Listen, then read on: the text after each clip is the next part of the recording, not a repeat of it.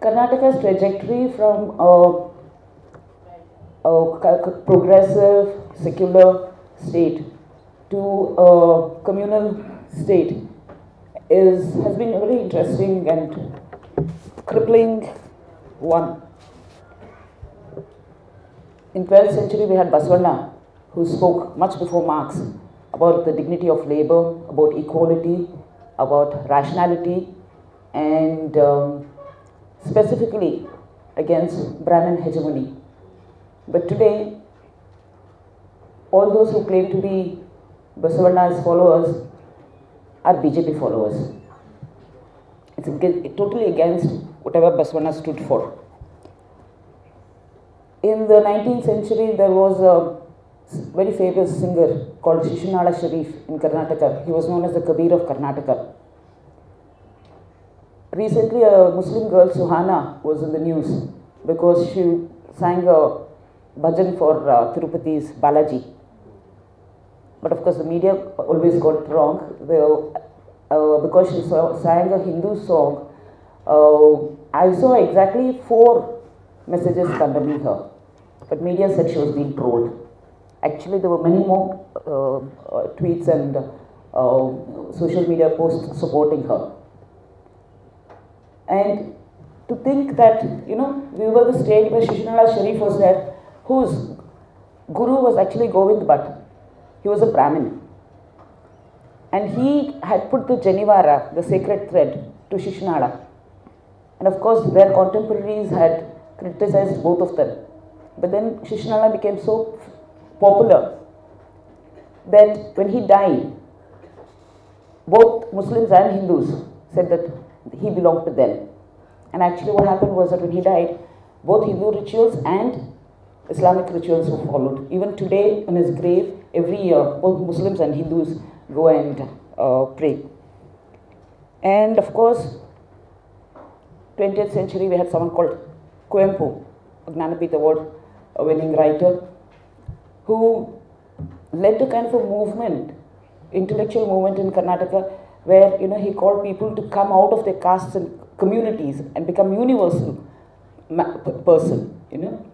And of course, we had your Anantmurthy, Kalburgi, my own father P. Lankesh, Purnachandra Tejasvi, all these people. The transformation is such that starting from Kuvempu to URA, Kalburgi, my father, they are all trenchant critics of Jawaharlal Nehru, of Indira Gandhi, of Rajiv Gandhi. But let me say that none of them ever were physically attacked, let alone death threats. But now, death threats has become a common factor in Karnataka. Whether it is attacks on pubs in the name of pubs and homestays in the name of culture and protection of women, or whether it's attacks on Dalits. Let me say something very similar to Una happened in Karnataka also, which did not make much news, in the name of cow protection, or attacks on liberals and leftists in the name of Hindutva. I know that Love Jihad is still a kind of a campaign, but let me say that because of Love Jihad, one Hindu girl has already committed suicide in Karnataka. Because the police, because the ABVP and Sangees said that she was speaking to a Muslim boy on a bus. Both the Muslim boy and the girl were taken to the police station, and there the police were trying to tell instead of scolding the ABVP guys, they were trying to give moral lessons to the girl. She was so upset, she committed suicide. And with all these things, let me just give you a link. When Kalburgi was killed, one ABVP Bajrang guy called Bhuvit Shetty, he sent a tweet saying, anyone who criticizes Hinduism will die a dog's death. When a complaint was filed against him, he said, no, I don't mean to harm anyone, I didn't mean anyone ill will, it was just a spur of the moment comment. He was let free. But year before last rather, when the state government was celebrating Tipu Sultan's birthday, the same Bhuvit Shetty, okay, it was not just a spur of the moment comment or anything, it shows how criminal he was, because the same Bhuvit Shetty trying to oppose Tipu Sultan's birthday, went and attacked one guy called Samiullah and another guy who was with him, thinking that both of them were Muslims. In fact, Samiullah escaped, but the other guy who was with him was a Hindu, Harish Pujari, and he got killed. So Mohit Shetty was a criminal, and that was very clear. And of course, when Ananthamurthy died, some people burst crackers and celebrated. The police arrested 5 people, and all of them had past records of having been arrested earlier for assaulting Muslims because they were transporting cattle and stuff like that. And when Ananthamurthy had said that, in Kannada he had said that, which will roughly translate to, I would not like to live. It was not, I don't want to live. Okay, so I would not like to live in an India where Modi is the Prime Minister. The media made it totally differently in translation. And when Modi said that, there was a guy called Naresh Shenoy who sent him a one-way ticket to Karachi. And who is this Naresh Shenoy? He was the one who formed the Namo Brigade in Mangalore in the run-up to the 2014 elections. And like Mohit Shetty, later Naresh Shenoy was arrested. He is the #1 accused in the case of an RTI activist murder. The RTI activist, yesterday it was 1 year since his death. The RTI activist had discovered that this great Rashtrabhakt, Naresh Shenoy, had looted crores of money from a Hindu temple. And Vinayak Baliga is the activist's name. And Naresh Shenoy was perhaps afraid that all his nationalistic God-fearing activities would come to light. He hired Subari killers and got him killed. And anyway, he's out on bail. And when he came out on bail, who was the one to receive him very celebratively from the jail gates? One person called Chakrabarti Sulibele, who's an RSS activist and spokesperson. So you can see, these are all criminals. And these are the guys who, a week before last, when I had organized a program in Davangere, Yogesh Master had come to that function and he stepped out for tea. They attacked him and smeared ink on his face. Not even ink, actually, it was waste oil, which was literally burning. At least ink doesn't burn. And when I met one of the boys in the police station the next morning, I asked him, why did you do this? He said, I will do this again and again. Because he insulted Hindu gods. Actually, Yogesh Master has not said anything different than what historians or Dienja or anyone has already said before. And K.S. Bhagwan has been attacked, and he has been under another writer and who's won many awards. He's been under police protection, and K.S. Bhagwan, the way he might express his ideas might be a bit difficult for people to take, but he has not said anything different than what Ambedkar has written and spoken about already in whether it's Annihilation of Caste or whether it is Riddles of Rama and Krishna. And another person, Mahesh Chandraguru, who is a journalism professor in Mysore University, he spoke something about Mahishasura, who is Mahishasura, the name Mysore comes from. And again, there was nothing new than what he has said. But Mahesh Guru was arrested and put in jail. And in Karnataka today, Karnataka religious student unions are banned.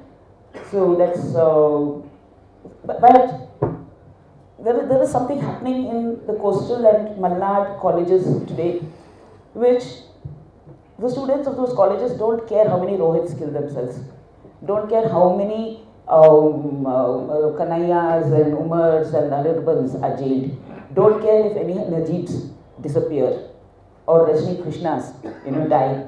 They don't want Muslims, girls, students to wear burqa.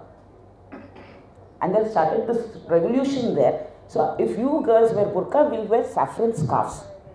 This is the height of their, this is how they're communalizing the next set of voters. And the Congress government in Karnataka, as I said, is so stupid that here Rahul Gandhi goes to JNU in support of AISF student Kanaya, and in Tumkur, AISF students are distributing pamphlets about Kanaya and Rohit, and ABVP goons attack them. I tell the Home Minister, what is this happening? You just tell, get all those ABVP goons behind bars, and then they will know that they can't sort of, wag their tails in Karnataka. He says yes, and the next minute I know, Karnataka police in a Congress government have put sedition cases against AISF students. And Karnataka government is really so stupid.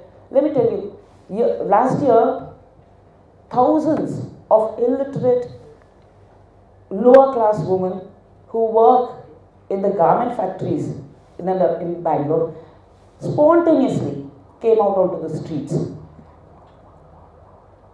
For 3 days, okay, there are no unions, there are no leaders, no nothing, only because they were facing so much uncertainties about changes in the Provident Fund rules.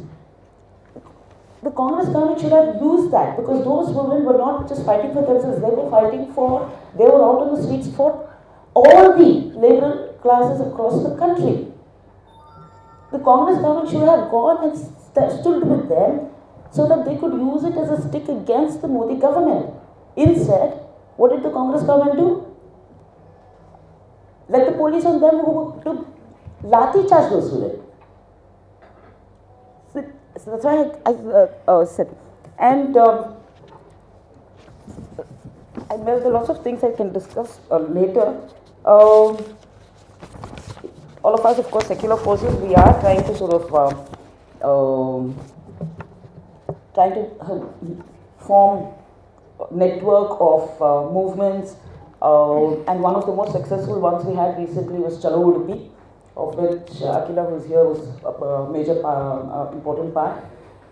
And because we took the Dalit cause to Udupi as a protest against all the attacks of Dalits and Muslims, and the only response they could come up with Swachh Dalit, Swachh Udupi, which meant that, because we went there, all the Dalits had polluted Udupi, and that the only thing was that thankfully that movement did not take off, and they were not given permission, and it just sort of ended up in clearing one street.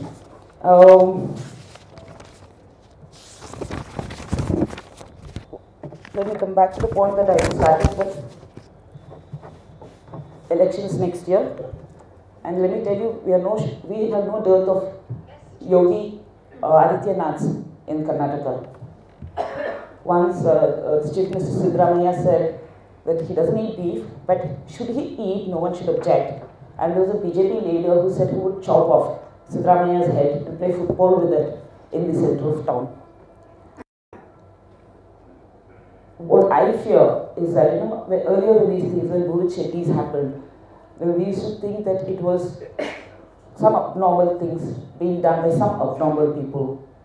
But tragically in Karnataka, abnormality is becoming the new normal. And I fear that, like Uttar Pradesh, Congress too will lose next year and will be saddled again with a communal, casteist and corrupt BJP government. Thank you.